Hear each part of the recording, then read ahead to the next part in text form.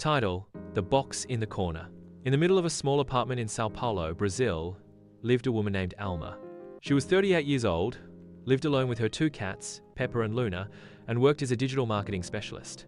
Her apartment was not messy, but it was full of things.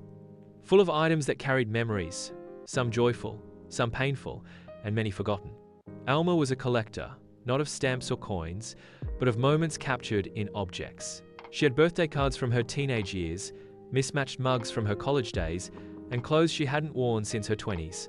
But the one thing that bothered her the most sat silently in the corner of her bedroom: a brown cardboard box.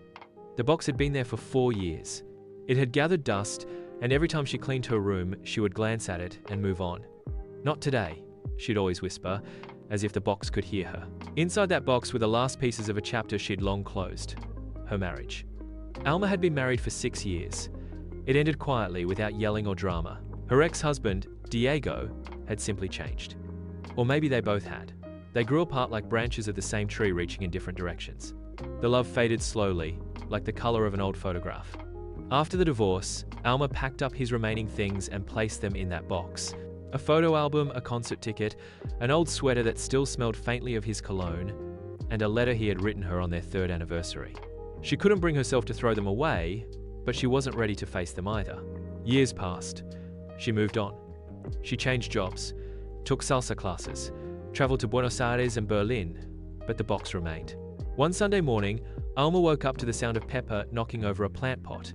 As she cleaned the soil from the floor, she looked around her apartment. It felt tight, not because of the walls, but because of the weight of everything inside. She made herself a cup of chamomile tea, sat cross-legged on the floor, and stared at the box. "Today," she whispered. "It's time." She peeled off the old tape. The cardboard cracked a little as she opened it. Inside, everything was just as she remembered, neatly folded, frozen in time. She pulled out the photo album first. Pictures of their wedding, their trip to Spain, lazy Sunday mornings. She smiled at some, felt a sting with others. Next was the concert ticket. They had seen Coldplay live. He had cried during Fix You. She remembered teasing him about it afterward. Then came the sweater. She held it close to her face and inhaled. The scent was nearly gone. Finally, the letter. She unfolded it carefully. His handwriting was still strong and slanted. The words were full of love, full of promises, full of things that never came true. Alma sat with the letter in her hands for a long time. Then she stood up, walked to her small balcony, and lit a candle. She burned the letter, letting the flames turn it into ash. It was not anger. It was release. That evening, Alma cleaned the entire apartment. She filled 3 bags, one for donation, one for trash, and one for things to give away to friends. She dusted shelves, wiped down counters, and opened windows. The air felt lighter. Over the next few days, she went from room to room. She decluttered her kitchen, removing the gadgets she never used. She donated clothes that didn't fit or didn't bring her joy. She shredded old documents and organized her bookshelf. As she cleared physical space, her mind became clearer too. She realized she had been holding on to things because she was afraid of letting go. Afraid that if she gave them up, she would lose pieces of herself. But what she found was the opposite.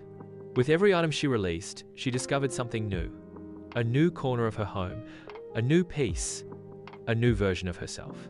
One evening, her friend Mateo visited. He walked in and looked around. "Wow," he said. "Your place feels peaceful." Alma smiled. "Because now I only keep things that give me peace." They drank wine and listened to music. She told him about the box, about the letter, about how she finally let go. "I thought I was preserving memories," she said, "but I was actually preserving pain." Mateo nodded. "You made space for something better." She nodded back. "Yes, for myself." That night, Alma lay in bed, staring at the corner where the box used to be. It was empty now, but it didn't feel empty. It felt like a beginning. Moral of the story: decluttering isn't just about cleaning your home, it's about making space in your environment, in your heart, and in your life. Letting go of what no longer serves you is the first step toward peace. Enjoyed this story? Subscribe, follow. Because sometimes all it takes is one box to start a brand new chapter.